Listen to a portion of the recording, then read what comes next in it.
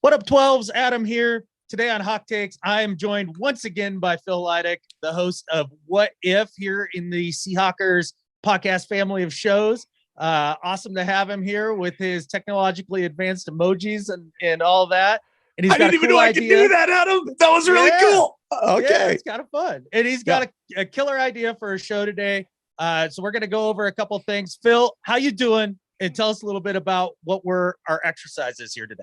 Okay, so I'm excited to be on the show, because what if's kind of in between. We don't have games to prepare for, and it's hard for me to strategize how to do a what if right now. But this is like one of the most consequential, monumental drafts in the history of our favorite team. I was looking through podcasts a couple of days ago, and I'm like, I'd really like to hear some Seahawk podcasts about like after our draft. There's a lot of things to talk about. I didn't know the one that you guys had going that was just out. And so I'm trying not to hit a lot of overlap on that. But the idea that came to my mind is something that I definitely haven't heard, even the few that I've heard out there, the Seahawks podcasts. I haven't heard people talk about their least favorite. And so I know that Seahawk fans can't handle all like anything other than this is the greatest, most wonderful thing in the world. So we had to be careful on that. So I asked Adam, hey, would you like to do a show with me? And here's a format I haven't heard, a debate format. So you come at me with your favorite draft pick, not necessarily your favorite player, but your favorite draft pick and why. And then I will try to argue the other point. It doesn't even mean that I don't agree it's a great pick. It's just I'm going to try to argue the other side. Little devil advocate. Devil's advocate kind of. Yeah. And then we would have our least favorite. It doesn't mean we hate the pick. So get that out of your mind, out of your heart. When you hear us talk the other side, these are potential reasons why it's our least favorite. Out of 10, it's hard to say every one of these says no possible way that they won't be Pro Bowlers. Right, Adam? I mean, 100%, 10 Hall of Famers. Yeah. So if you think that, be careful as you listen, because we might break a little bit of your preconceived ideas that not all 10 are sure things. And so I hope you have some room in your heart for that, just some possible outcomes. And as we get to argue the other side, it'll give you a chance to think about, hey, there are some things to watch for on these players. So that was my thought. Adam seemed down with it. And so here we are. And I'm just glad I can talk some Seahawks. I'm excited about this draft. Heck yeah, man. It is an exciting draft. And like you said, I think all of us 12s are hyped up about it, right? Because you go through the list of picks and I don't care if you're looking at even Jarek Reed or the safety, the 6th round safety, Reed, right? Yeah. You look at him, you're right. And he's getting the least buzz and everything like that. But then you look at the pick, you're like, dang, he could be a hell of a special teams guy. He could be a killer gunner. That's important. That's and Diggs was taken in round 6. So you never know. You never know. Yeah, sure. Maybe even develops into a good safety. I'm just talking about here for the next year or two. Like what can you hope for out of these guys? So even a guy who's not talked about a lot, there's potential tremendous upside and it's super exciting. So I don't know about you, Phil. I'm trying to guard against the hype a little bit on the inside just because I know like a home run is hitting on 5 of these dudes. So a 50% success rate and a grand slam is hitting on 6. Yeah. Like sure. that would be outrageous. Right. And John may have gone 9 for 10 for all we know. I mean, which would be, just mind boggling. Yeah. But because of the Russ trade, this does need to be a little bit better than your just typical run of the mill draft class. I mean, we pulled an extra 1 and 2. So while normally you might say, let's get one difference maker and a couple starters and we got a really good draft. This time I'm saying we either need a couple seriously plus player difference makers or an all pro. And we need 3 or 4 starters for this to be a big success. Not to say that it's an okay, but to be a big success, you need a little more when you get an extra 1 and 2. I imagine you agree with that. Oh, absolutely. This was such an incredible opportunity for the organization after, executing the Russ trade and all of that. And yeah, man, I said in a video way back here before the draft that we needed to hit on 3 out of these 4 of our top 4 draft picks and have them be solid starters and, at least one big time difference maker. And as we go through our least and most favorite draft picks here, we're going to hit on a few of those. And, and I hope you all too are excited for this draft.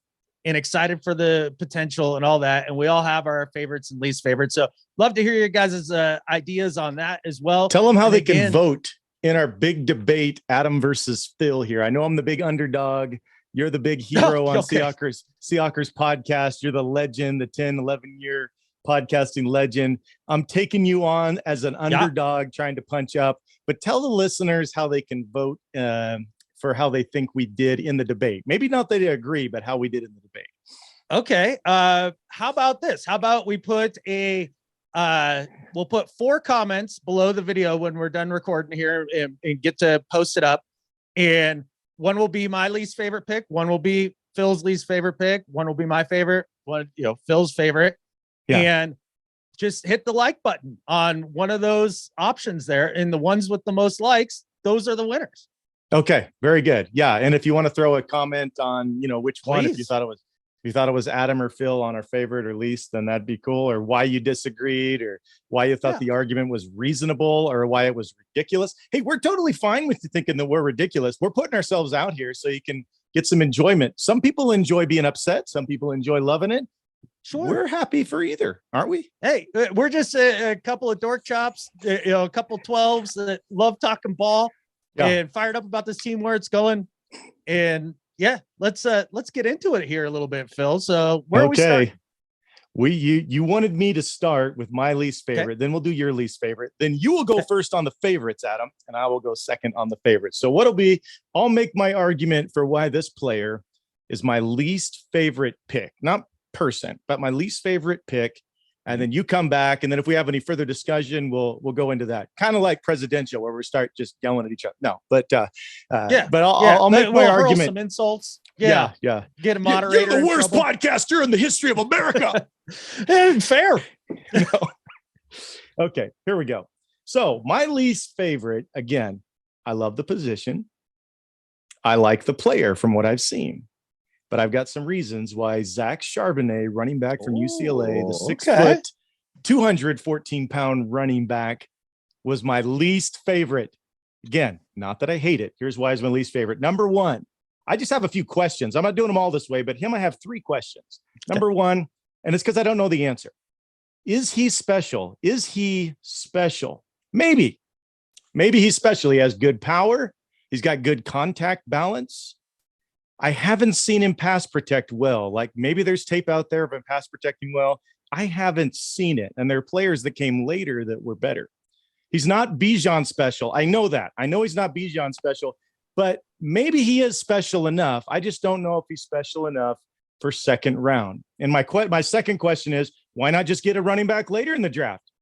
We needed beef. I mean, that was my beef with the pick. Where is the beef? Where's the beef right now at our 4th pick? I was looking for some beef.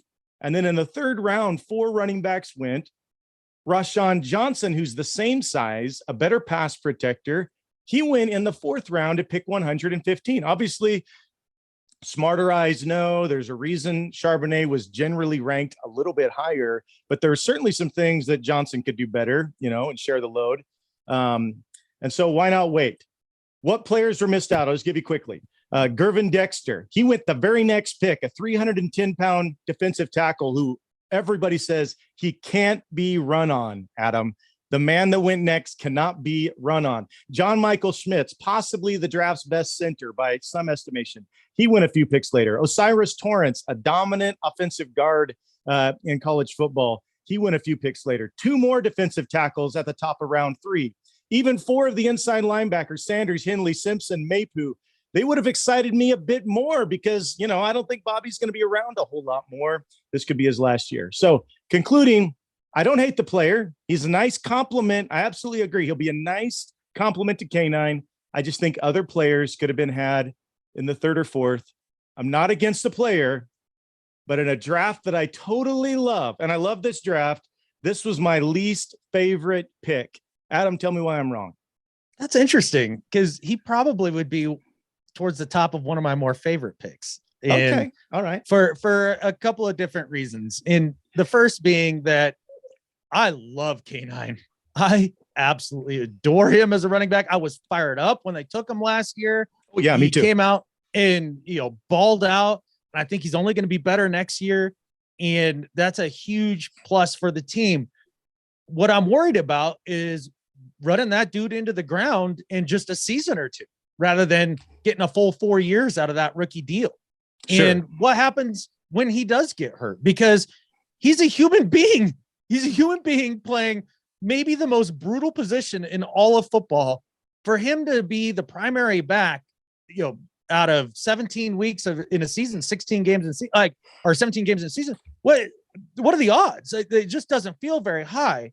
And then when you figure that the alternative is DJ Dallas then as his backup, like that gets a little terrifying there. So bringing in somebody like Charbonnet, who was a down in, down out bell cow running back for the UCLA Bruins. He really was.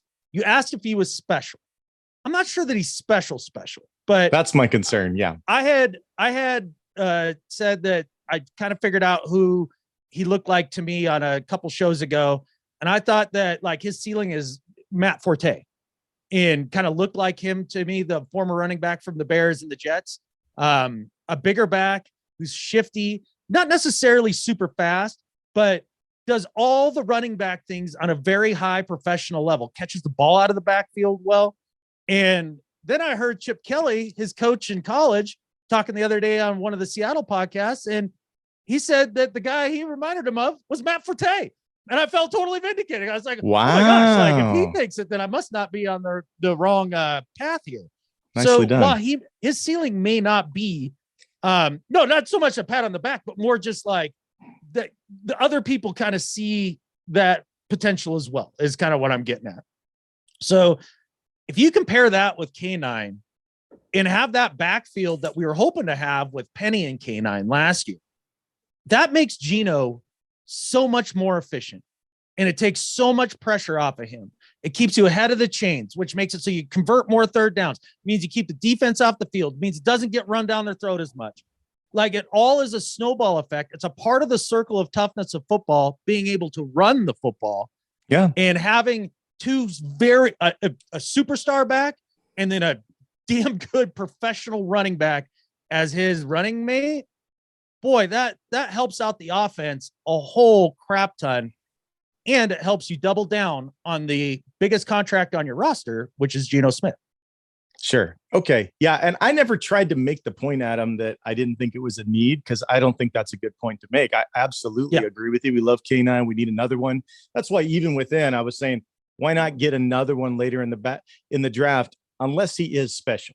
And you talk about what Chip Kelly said about liking him. I was like, my mom thought I was the best soccer player on the team too. And, so I wasn't terribly, what a former coach says, I'll take it. If they don't rave about him, then I'm taking that a lot. Like if they don't rave about him, that's a bad deal.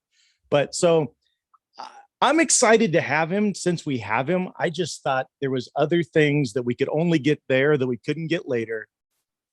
And at running back, I didn't know that we couldn't get one of the other ones that there wasn't a big difference from a couple rounds down. Now, that's just my thinking. Obviously, John Schneider gets paid a whole lot more, and he's a lot smarter at seeing these things, former running back himself.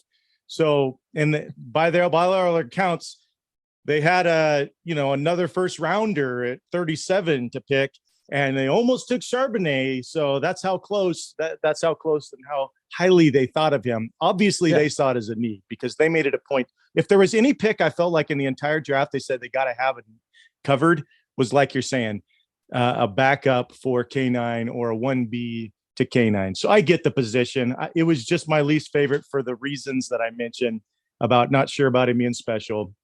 Why not get another one? And then I saw all the players that were missed by not choosing him. Anything else we need to say, or do you want to move to your least favorite, Adam? Well, I also had a draft crush on Roschon Johnson as well. Oh, yeah. And, a bit more of a thumper than say Charbonnet is. And his pass pro is so much better. It very well may be. Now, one thing that I do know that you can teach a running back is pass protection. Like most of them can learn that. That's not one of those, that's not like learning how to, the vision part of it, or jump cuts, or speed, or good hands. I think in the little bit of pass protection I saw of him, it was okay. Like I said, it wasn't great. I didn't see any of it where I was like, man, he's stoned the hell out of that I didn't see too many big disasters either. So is it something that he can learn? I bet they can. They are pretty good at teaching that. They taught it to Travis Homer. They taught it to Rashad Penny. They taught it to Procise. Remember, Procise couldn't get on the field, not just because of the injuries, but because of pass protection. And eventually when he did get on the field, he looked pretty good doing it.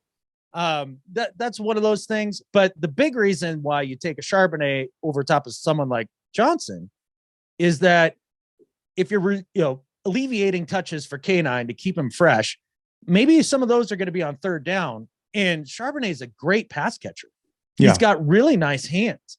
And so I actually like K-Mac that we got on the 7th better for pass catching. And the Georgia guys say he's the best. He's the best receiver on their team the last couple of years. He's good too. And there's a few things I can see the pick.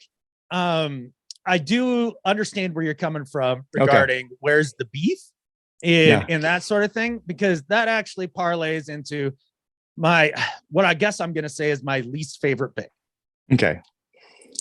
So again, let me preface everything I'm about to say with this, because a lot of times people seem to get it twisted. This isn't anti the player. This isn't anti John.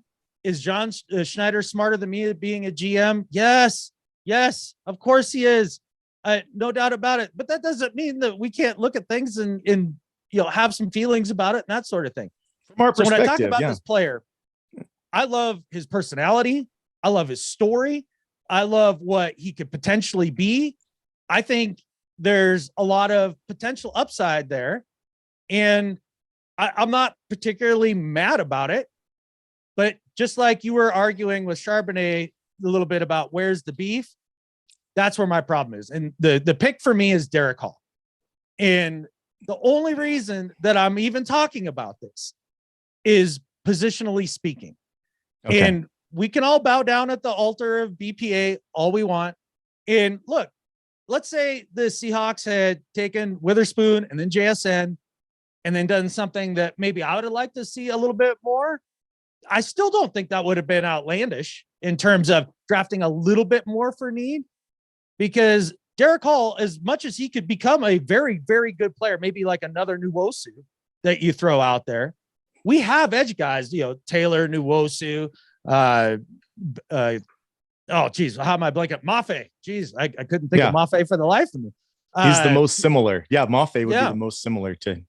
Sure. And then some of our, like Draymond Jones, that signing, he can go out and play outside on certain downs as well. That's something that's in his skill set. He's more of a pass rusher than a run defender. So I felt good at edge. The idea of taking edge that early when I wanted to use the lottery ticket that has a higher probability of hitting on a trench player. That's where my thought process was. So you talked a little about the guys who were still on the board for Charbonnet. Well, it's a lot of the same dudes.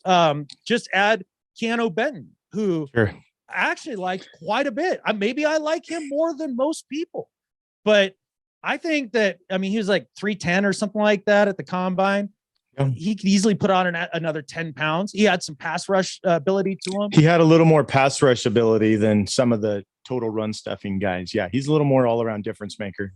Totally. So what I would have maybe preferred to see was not going with Hall and going, say, with Benton, and then you still double up with the pick of Cam later on in the draft, Cam Young at defensive tackle, and you end up with two big beefy dudes to play in the middle with Jaron Reed or whoever else you're going to bring in, or one of the undrafted guys, right? I just would like to see them double up. They also could have gone after Osiris Torrance there and then still doubled up on guard with Anthony Bradford. Now doubling your chances that you're going to hit on the big dudes inside. And while some people will say, well, that's a reach, both those guys were second rounders. Well, they had a first round grade on Hall. Okay, maybe they did. It depends on how much you believe the smoke that the team puts out. That might be 100% true for all we know. Yeah. But the idea that the delta between Benton and Hall and Osiris Torrance and Hall is so great that it would be this massive reach is ridiculous. They all turned out to be second round talents. They did. well, there were more at the end of the second round. After the top 15, who cares? Who cares? Like, there has to be a point in time where you should be afraid more of the massive gaping hole on your roster than reaching.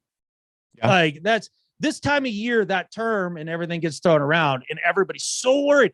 Oh, it's a reach. Well, by how many spots? Well, like 10 spots. Well, give me the vapors, like a whole 10 spots. Like, and not only that, the rest of the teams and what they need and want and all that dictate where these guys fall to. It's not just a talent contest. Like, there's other things in there. Then you could go back after taking, say, Benton or Osiris Torrance or John Jacob Jingleheimer Schmidt or whoever it is, right? All those guys were there when they took Charbonnet. Right, exactly. So, and Charbonnet, I felt like, was a bigger hole filler than Derek Hall, who knows, maybe he'll be our best DN this year. It's possible. He's an incredible kid, incredible work ethic, all that stuff. Yeah. I talked about it before the draft, talked about it during the draft, and now I'm talking about it after the draft. And people just, if you think I'm wrong, then you can think I'm wrong, that they needed to pay a little more attention to those positions. I'm being consistent. Yeah. Just remember that. Okay. So I didn't know a lot about Derek Hall. I'd see his name pop up here and there during different things that I was researching. I'm picking up some breadcrumbs. Before I get into my argument as to why I think Derek Hall can work out for us, because I could see arguing the other side as well. I just went the Charbonnet route. I'm picking up some breadcrumbs, a number of things. They really wanted Will Anderson. He was, they even thought when Stroud went, you saw them cheer in the war room. Now we might get him. But then when the trade back happened, they lost Anderson. They also really right up next, and with a variety of reports, make clear they had two guys they wanted. They wanted Spoon if they couldn't get Anderson. I believe all along Hall, because he's very similar, not much of a step down from Will Anderson. This was their backup plan that they were hoping they could still pull off if they didn't get Will Anderson. And as I go through my list, there's some reasons why I think they wanted to get an edge with a character like this. But Derek Hall, he's the 6'3", 254-pound guy from Auburn, outside linebacker. He's very productive. In fact, his production was similar over his last 2 years in the SEC, 16 and a half sacks. Not Will Anderson production, but his average was similar to Will Anderson's most recent year. So he's a wide 9 stud. You put him out there and he's going to make a difference. Great size and measurables, the 34.5-inch arms, converts speed to power real well. Size, measurables, he's Cliff Averill-ish if he does pull off the Cliff Averill. Skills, he has some pretty cool moves if you watch him. They're fun to watch. There's some subtle things he does, but his dip and rip is beautiful. Awesome on the dip and rip. I think they can help him with some consistent attacks, like give him some good plans of attack. And I think you can get that more in the NFL instead of just go out there and show us your good moves, brah. They're going to actually say, okay, here's your strategy for this guy. I think with some of that, he can really start to improve. Character is awesome. It's right up there with Anderson and some other things. He cranks it up to the max, play in, play out. He is beloved and respected in the locker room in a different way, but not unlike Cliff Averill, who is beloved and respected. A little more juice kind of respected, but he's beloved and respected. He has good run discipline. He could improve in a few playmaking ways, but he focuses on never losing contain. And here's where I would say he is a need, Adam. Only Mafe and Tyreek Smith are signed at outside linebacker beyond this year. And that's a position you need 5 or 6 on your roster to keep it cranking. Sure. And so it wasn't, and it's a big difference making position. So you want to get quality players there. If they're not quality, you got to have at least one, if not a couple quality guys. So those are the 6 reasons. I think you can go ahead and love this pick, Adam, even if it's your least favorite. Productive, 100%. Size, skill, character, run discipline, need. I think there's some reasons to enjoy it. Just took me a little bit. I had to choose one that I liked the least. And as I went through all of the picks, I'm like, but I like that guy. Like I could see how that works. Like I can see the thinking behind it, and I'm all for rooting for the guy. So I was like, well, shoot, if I like all these guys, then well, which one's going to be my quote least favorite? And so You're like, I hate well, this idea, Phil. Nobody's my least favorite. How can I do but it's true. Like you need to think about it in those terms because of hit ratios. I mean, it's just part of the reality of the situation. So I was like, well, okay, I guess if I had to choose the guy that we needed the least, that we still could have gotten an earlier pick for interior players, either O-line or D-line, then I guess that would probably be the one, just because we do have edge rushers. Now you said it's a need because only Mafe and Tyreek are the two that are under contract going forward. And okay, so you draft a guy here for the need that is coming up in a year, and then you still neglect the need that you have right now. And that's interesting to me. And we'll see. Maybe Cam Young is the guy that makes it all work. And and that's just he might save the day. Yeah. And it totally can happen. It can totally happen. So when I say that Derek Hall is my least favorite, it has 0% to do with him. 0%. Just the position that he plays. I'm fired up for the guy. I'm rooting like heck for him because, like you said, he's strong, sets the edge well, has that long arm thing going on for his pass rush, and the dip and rip you're gonna like, which is really Cliff Averill-ish. Yeah, and with Jordan there, the edge coach rusher or the edge rusher coach. Yeah, he's supposed to be great. Maybe you can develop a guy like that. So, and then not to mention the character and the leadership in his story and all of that, like cool guy. He talks, people listen, I heard. Twisted. Yeah. Yeah. Don't get it twisted that it's my least favorite pick. Okay. Yeah. And so before we move into our favorites, I actually think this kind of show can be helpful for fans because somebody else out there might have some doubts, right? And then so we're trying to help them, trying to ease those doubts. And then there's people with no doubts, and you need to have some doubts. I mean, you have to prepare your heart that not everything is going to go perfectly. You can still enjoy the draft when there's the potential for things to go a number of directions. So just allowing yourself to think about the potential outcomes, I think, can be very helpful. So Adam, your favorite pick. You will go first. Your favorite pick of this awesome draft. So I took Witherspoon off the board for myself only because he's been talked about a lot. We all know what's going on there, but he's easily my favorite pick. I love him so much. I love the concept of what they did. I love the player. I love the attitude. I love all of it. So I took him off the board for the sake of discussion. Now, out of the remainder ones, like what would be your favorite at that point? I didn't see wide receiver, slot receiver as being a huge need. So JSN was kind of off the board for me. Charbonnet, I like, but again, a part-time player, possibly. So I don't know, maybe not my favorite pick.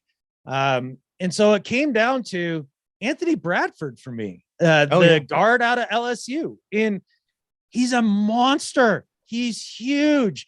And I do have trepidation of picking a later or mid-round guard for the Seahawks and having it work out. The track record isn't amazing, but man, they went out and they actually did what I was hoping for here at one point. They got a guy who actually plays guard. Do you remember the years, Phil, where we were joking on the show about all the defensive DTs tackles they would take and and offensive tackles, and like they just never had anybody. Long snappers, let's train them, right? Long snapper, let's put him in there. Yeah, they went out, they got a legit guard who is a monster, a mauler, a guy who will he is an amazing pancake maker. And I can't wait to watch the banana pancakes, the huckleberry pancakes, the pecan pancakes, all the pancakes he's cooking up. We might just nickname him IHOP by the end of the year, or at least no. Unless IHOP's a sponsor of the show, we can't be praising IHOP pancakes on them. Oh, I'm with you. And nobody's going to listen to anything. IHOP, but if we're pumping up IHOP pancakes, you might as well shut down everything else we have to say. Right. Okay. So with that. Just end the show now.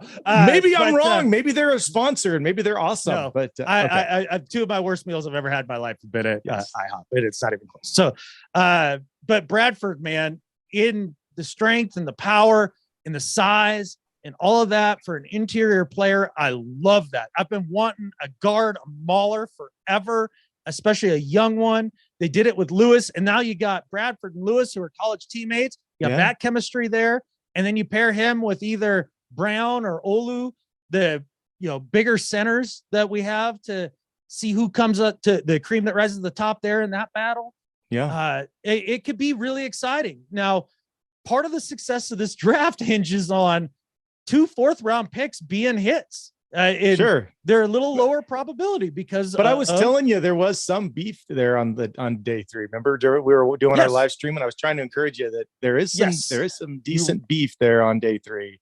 You were right, and it took me a little while to warm up with it, and I just like the idea of having a mauling, run blocking minded guard to go next to Lucas. Are you kidding me? Another mauler? Yeah. And I did want, as I said earlier, I did want us on day 2 to take something. I really did. Day 2 was the hardest for me to be excited about, in all honesty. So I totally smell where you're coming from on looking for the beef by the time we got done with Friday night. But yeah, anything else on Bradford before I have to punch myself in the face and argue against him? Hey, no, I'm ready to watch this. It's so I can be prepared to do the same here in a couple minutes for you. So, okay. All right. So when you said Anthony Bradford and I started looking at this, I'm like, okay, Phil, now I hate your idea. I'm looking at the guy in the mirror.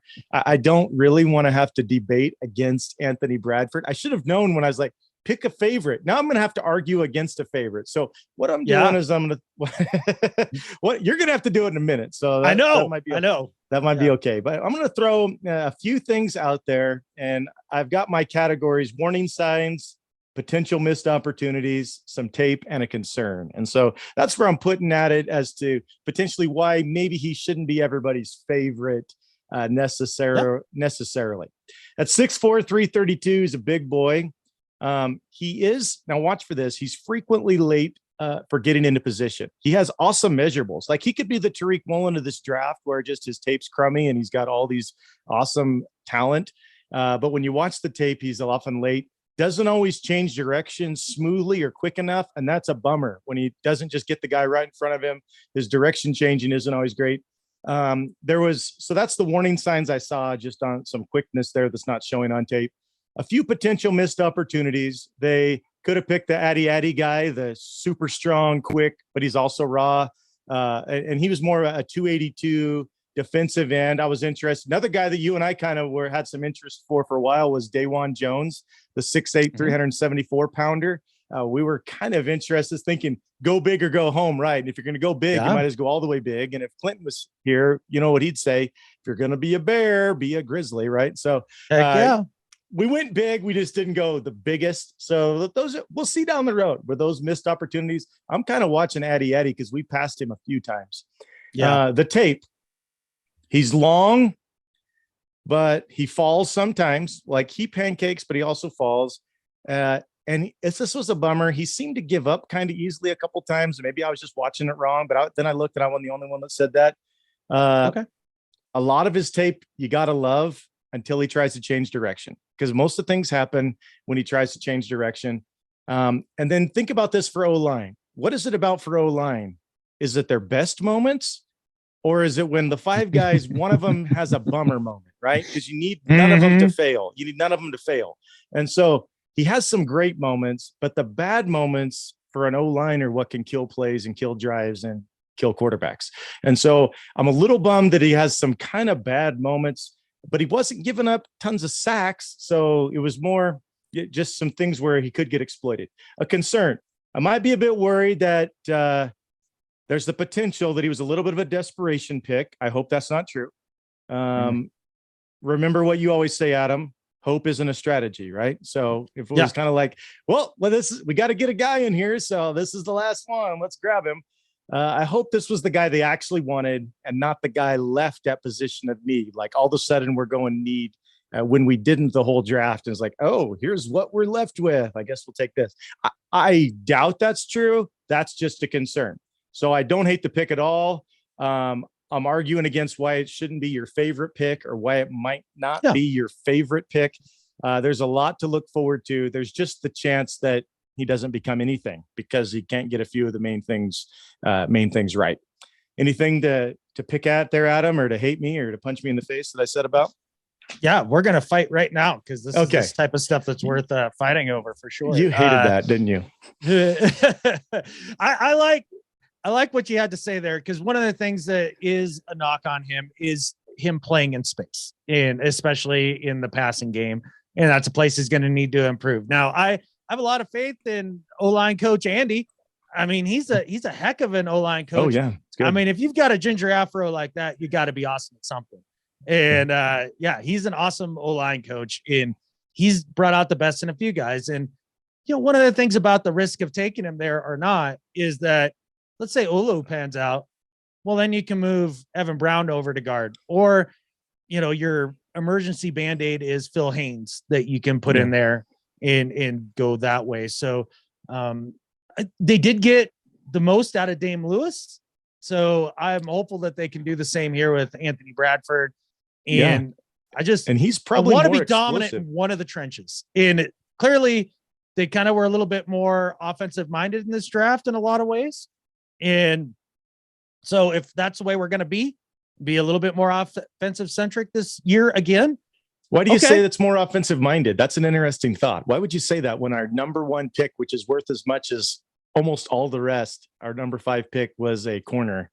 Why would you say it was an offensive minded draft? Sure. If you look at the chart, it's worth as much as all the rest. Sure. The draft value, that stuff gets. Well, I'm saying the top of the second and the top of the first were both defensive players. And that's a ton of resource to try to get one of those picks.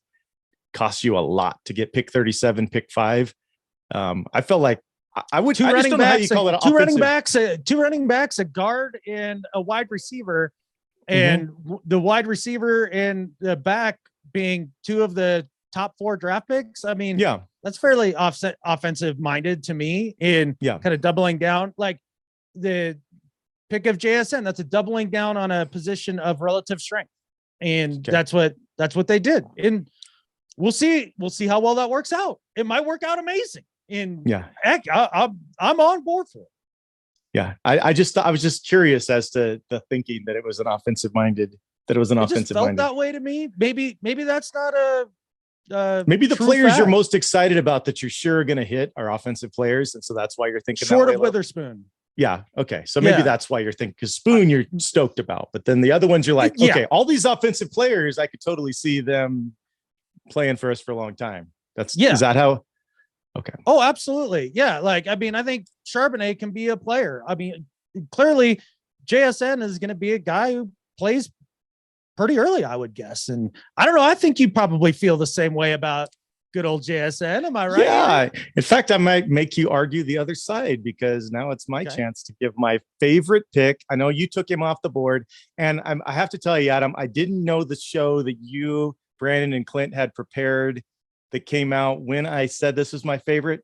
But if I didn't say it was my favorite pick, I'd be lying anyway. Absolutely. And again, I want to hear why it's your favorite, because I've heard all about why it's Clinton's. Okay. So first off, I did not think that he would be there. I loved him all along. And when we didn't trade down, I'm like, okay, well, JSN's out, and I wasn't even expecting it would happen. Mock draft after mock draft, he's never there at 20. And so when he got close, Adam, we were on the live stream together, and I said, it was like 17 or 18, said, JSN is still here. If he's there at 20, we're going to take him. And that's going to be awesome, right? I don't know exactly how I said it, but I said, that's the guy we're going to get if he's still here. Because I'd been saying Mayer because I thought there was a chance he'd be there. Now, he ended up going to the second round. I was way wrong about that, like I was about a ton of things during the draft. Yeah. But there's no doubt this guy is plug and play for our teams. Let me tell you why I'm excited. I got so many reasons I can't even count, and they weren't even all covered last night on your guys' show. No. So he's almost 6'1", 197 pounds, like right middle of the road size guy. Where he separates is not in his straight line speed. It's average-ish, if not even, but his other kind of speed is otherworldly. When I think of Jackson, Smith, and Jigba, here's how I put JSN. just separates in Jigba. He just separates in Jigba. Yeah.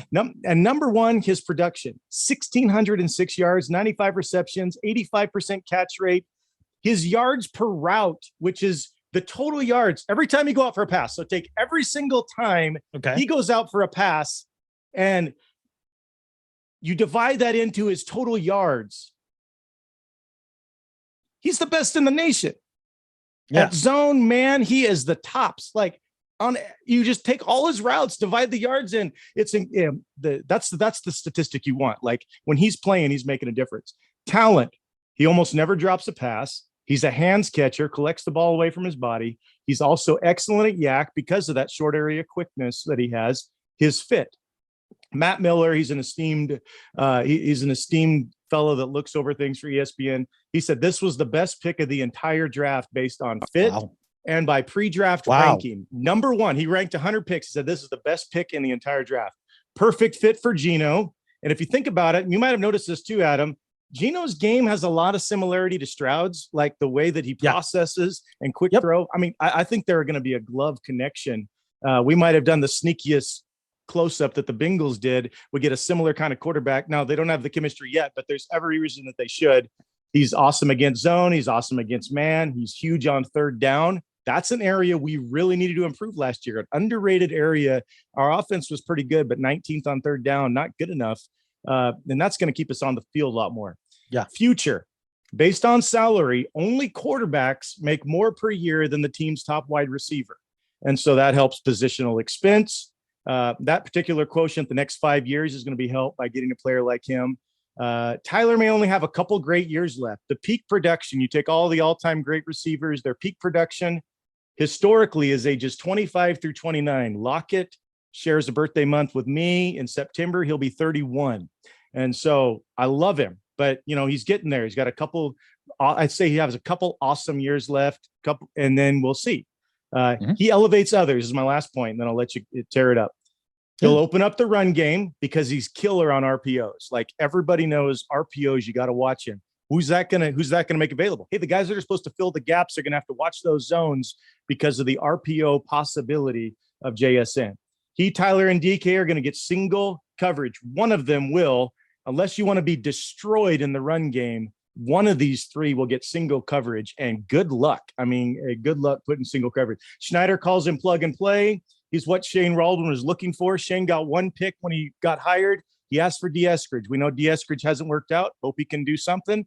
But D'Eskridge doesn't compare with the ready product a plug and play JSN is. Stroud, he's played with so many greats, and he says he's the best player he's ever played with.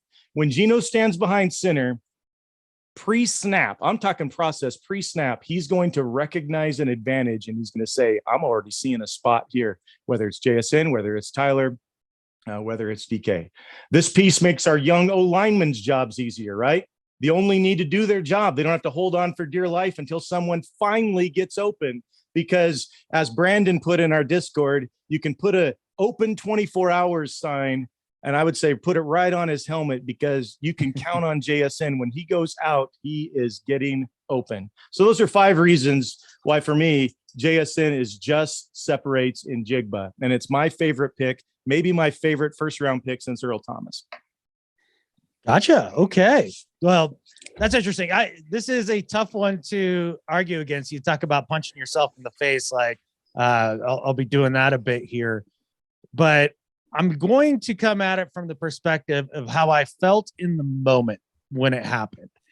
Because when JSN was picked, I was like, oh, a perimeter player, an offensive perimeter player.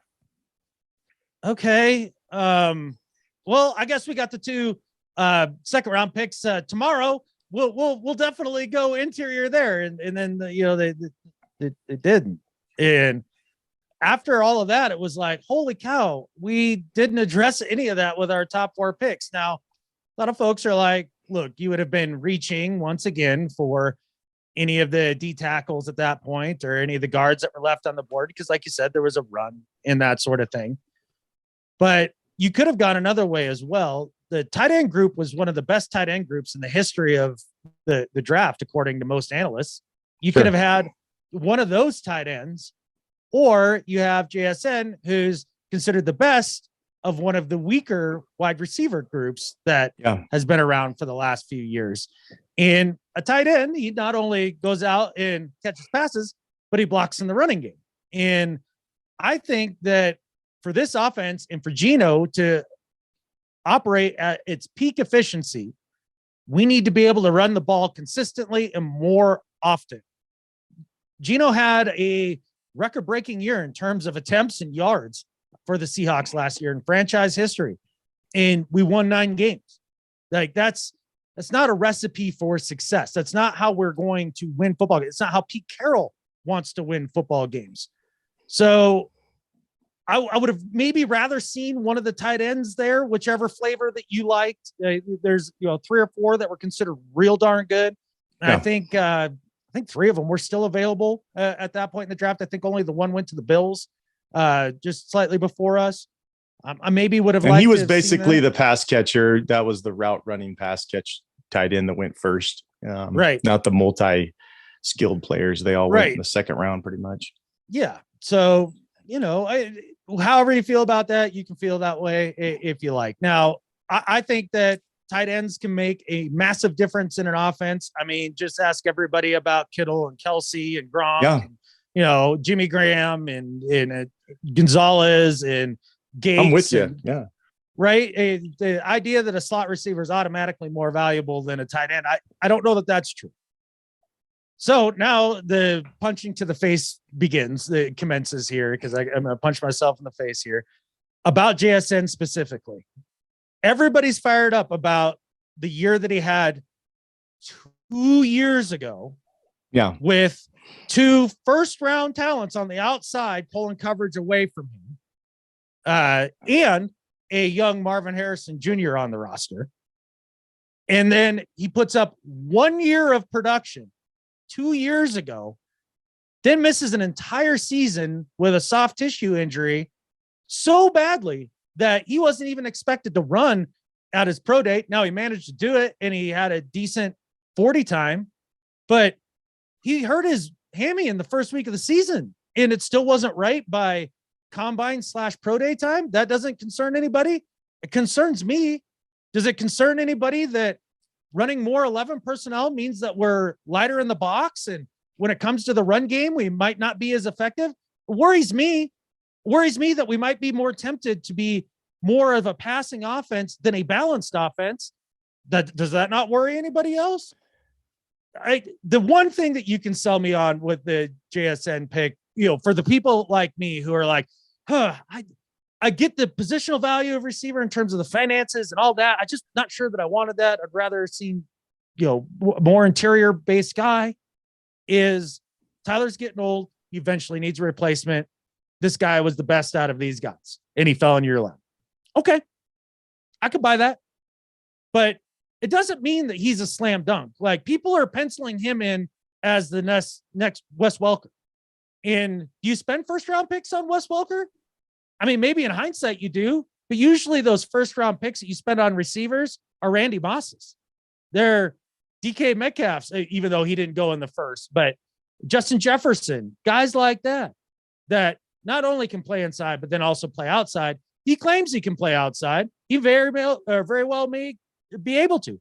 I don't know. He doesn't seem to have the long speed for it. Maybe all the rest of his crafty route running makes up for it. But that high for a slot receiver, primarily a slot receiver that's going to be on the field, 40% of the time? No, not 40. You only think 40% of the time? Out of all the different formations that you can run throughout the year? You don't think Shane Waldron was excited to finally run? Let's say it's 55. Okay. Let's say it's 55. I mean, it's still, half the time. Yeah. That's what you expect for a tight end is around there is that amount. Sure. But I'm fine if he's out there for 50, 60% of the snaps, if he's still getting the amount of production that he has been.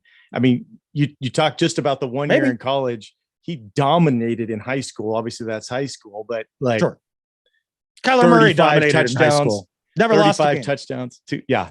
So he had 4 healthy years there. So we had the 1 year where he was struggling with some soft tissue issues.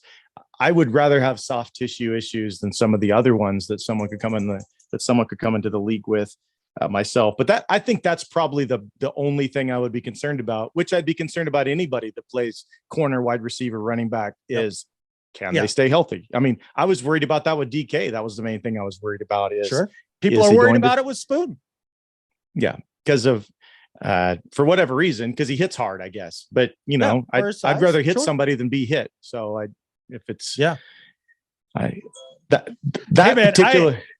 I had to reach down to find the arguments against JSN. That's for sure. You had some reasonable ones. There's no doubt about it. You had some reasonable arguments that I think are theirs that people need to be able to at least consider a little bit. Is there's the chance that something couldn't go right. I'm just willing to say if he's healthy, he's going to make a huge difference. Spoon's going to make a difference in third down on the other side. He's going to make a difference in third down on the offense. And with those 2 improvements, that absolutely lead to more wins. The bigger concern is we might be spending $10 million in cap space on Geno because he's going to have probably the best group of receivers in all of football if they're all healthy. Yeah, and if you want to hear me talk a little more positively about JSN, the show that we put out a couple nights ago, talking about his impact and everything, we go into a lot more of the positivity with JSN here because I beg on him for playing with 2 first rounders and to pull coverage away. Well, he's playing with Tyler and DK.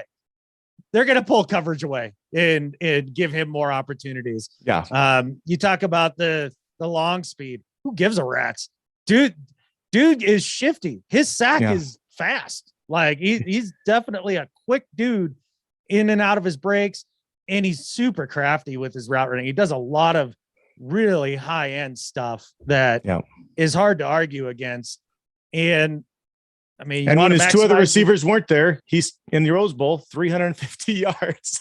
Yeah. And we did see that the offense did sputter a bit when DK and Tyler got nicked up. Oh, bad. Weren't full throttle. So, having that third dude, that could be a big deal. We can't football when one of those guys gets hurt right now very well. We just can't. Unless we can run. Yeah. So now if one of the 3 goes down, we still have 2 and we can still, and that's not even an argument that was brought up, but absolutely our offense can still function with 2. We've seen it. It's just a whole nother level. It's like a multiplier. It's like when you start squaring things, they get bigger as you go up. But I want folks to say what they thought on obviously Adam is a more skilled debater than myself, probably. No, but I was that.